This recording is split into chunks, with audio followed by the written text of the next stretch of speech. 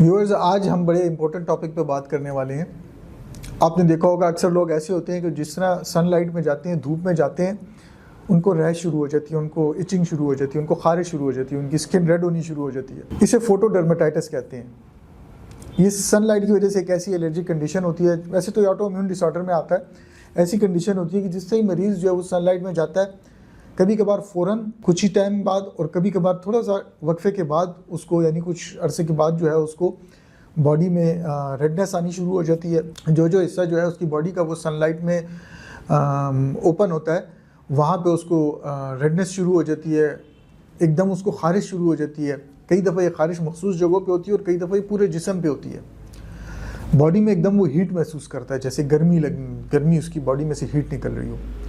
कई दफ़ा हाइव्स की कंडीशन आ जाती है। हाइव्स एक इस किस्म की अर्टिकेरिया जैसी एक कंडीशन होती है, स्किन का उभार सा आ जाता है जो कि मैप की तरह होता है, सर्कल्ड होता है, और वो उभार ऐसा आ जाता है। वो रेड भी हो सकता है, थोड़ा सा येलोविश भी हो सकता है। कई दफ़ा उसको ब्लिस्टर्स आ जाते हैं, यानी छाले बनने शुरू हो जाते हैं छोटे छोटे, और कई दफ़ा जो है वो पस जैसे छोटे छोटे दाने बनने शुरू हो जाते हैं। मरीज़ जो है वो इनको खुजाता रहता है, और जितना वो खुजाता है कई दफ़ा उसमें से ब्लड निकलना शुरू हो जाता है, अगर वो वहाँ पे छाले मौजूद हैं या अगर वहाँ पे पस जैसी पेस्ट्यूल्स मौजूद हों।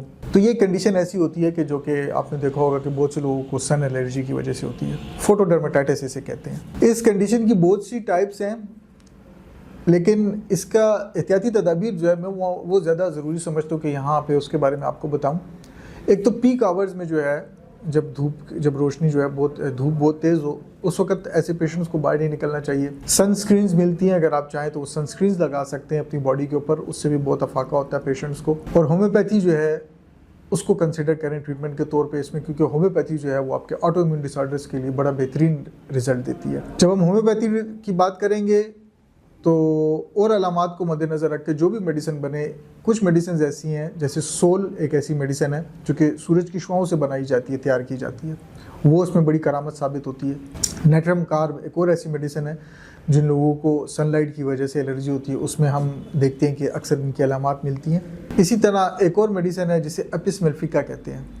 एपिस मेलिफिका में पेशेंट के स्किन के ऊपर हाइव्स की तरह के मैप किस्म के उभार से नमूदार होने शुरू हो जाते हैं, और ख़ारिश के साथ वो जलन भी करते हैं, उनमें हीट प्रोड्यूस होती है। एपिस मेलिफिका को ज़रूर इस कंडीशन में याद रखिए।